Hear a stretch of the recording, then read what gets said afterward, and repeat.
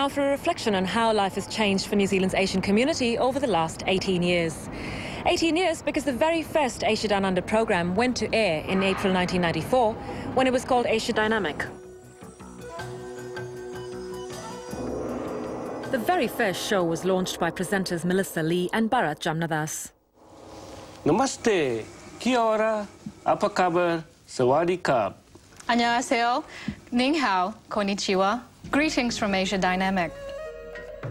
The stories of 1994 reflected a very different New Zealand.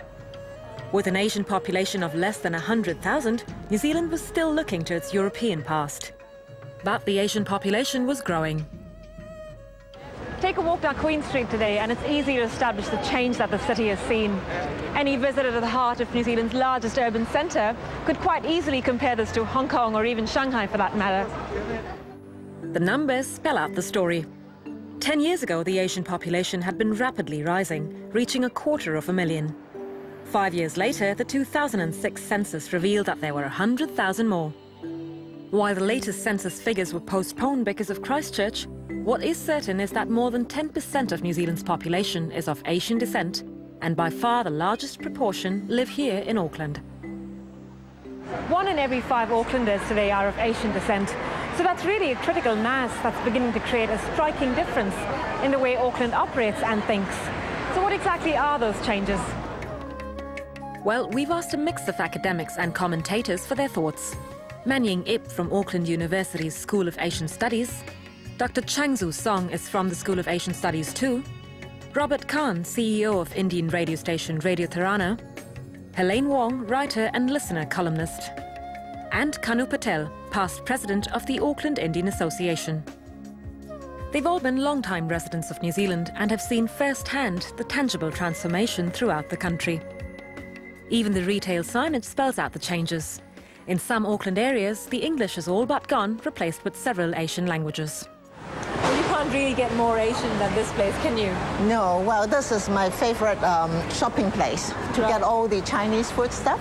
Well, 10 years ago, the definition of Asian would have probably just been limited to Chinese, but that's obviously changed over the past few years. Yes, that has changed very much now. People are much more aware of the diversity of the Asian population. Right. So you not just Chinese and Koreans, but of course the Indians who have been long-time settlers here. And then we have got people from other parts of Asia, like Afghanistan, and the Philippines as a major area, and Malaysia as well. After Maori, Chinese are our biggest single ethnic group. Not far behind are the Indians, then Koreans, Japanese and also Filipinos. It was back in 1994 when things were starting to change. There was a real blossoming of different migrants who came from all over those countries and brought with them their own subcultures and their languages, obviously. So suddenly those of us who were here realised that we were actually part of a much bigger context, and that was pretty exciting, really. Once the new migrants came in and you had a feeling of suddenly it was all right to be different, and you had the support of the numbers of those people, your confidence changed. New migrants brought with them their goods, their culture, and for the first time a lot of us were able to get access to that. It was no longer something in magazines or something that our parents talked about or something that you saw in the movies. You could actually go out and eat certain things, buy certain things, watch, cultural performances, and suddenly it was all here on your doorstep. Among the many agencies that have helped raise the profile of Asian communities was Asia 2000, eventually to become the Asia New Zealand Foundation. Tonight we formally establish a foundation that will have an immense impact on the future of our children and our grandchildren. The foundation saw trade opportunities in Asia, and also there are also new Asian business people and all new Asian settlers in New Zealand. So it is very much trying to keep the New Zealand public informed about the presence of Asia, to make New Zealand more aware of Asia and make New Zealand more aware of the Asians. But now we are moving into business links, and so we have got business leaders giving internships to people who want to work in Asia. Auckland's new Chinese and Korean migrants tended to make their home in quite specific areas, and so were very visible. The Indian community was much more widely scattered. basically integrated well because, you know, fortunately most of them can speak English, so language is not a barrier. Career-wise, I think a lot of Indians now are into teaching positions, mid-management, and a lot of doctors. So actually, I believe we've made, you know, a lot of progress, and our future in New Zealand is pretty bright. Communication has been the key factor. Coming from backgrounds where the education system was influenced by the colonial system, being educated with English as a first or second language, these key drivers have been very influential in integrating Indian community in the New Zealand society.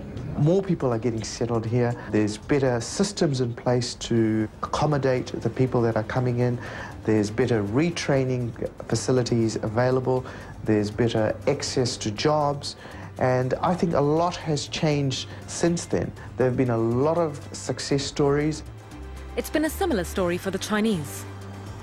The Chinese, for instance, were accounting, doctors, dentistry, retail. But now there's been a relaxation, I think, in the second and third generations that you can choose something other than, you know, those originally favoured occupations. And the other area, I suppose, in business is that New Zealanders have become more outward-looking when it comes to doing business. They have changed from seeing Asia as the yellow peril, gradually making that transition to realising that it can be a win-win situation. For Koreans, a lack of skill in English has sometimes proved to be a challenge. They don't seem to feel that pressure to enter into mainstream society if that entrance is not that easy. Especially for migrants who came here recently, they tend to stick to church because from church they can gain everything. The job information, English lessons, how to buy a house and how to rent a house, all this information is readily available from most of the churches. But the younger generation do see things differently. They see their future both here and in Korea. Now, the people realize that actually bilingualism or biculturalism is much better than monolingualism or monoculturalism for their own future, because the culture they are bringing in is our asset. New Zealand's bicultural future seems to be in good hands with the 1.5 generation, the sons and daughters of the various 90s immigrants. The 1.5 generation of new Asians speak perfect English, all right, know a lot about New Zealand culture, identify much more closely with the All Blacks and KZ7 and know everything about New Zealand. They are New Zealanders. So because of their knowledge of New Zealand and their own cultural identity, I feel that people who look at them, well, will see the Asian faces, but at the same time, their demeanor and their confidence will make people see that they are part of New Zealand. From an Asian perspective, New Zealand's future is looking positive. Without realising it, New Zealanders have taken on board a whole lot of things which in the past they may have been absolutely horrified by. It's okay now to feel good about Asians.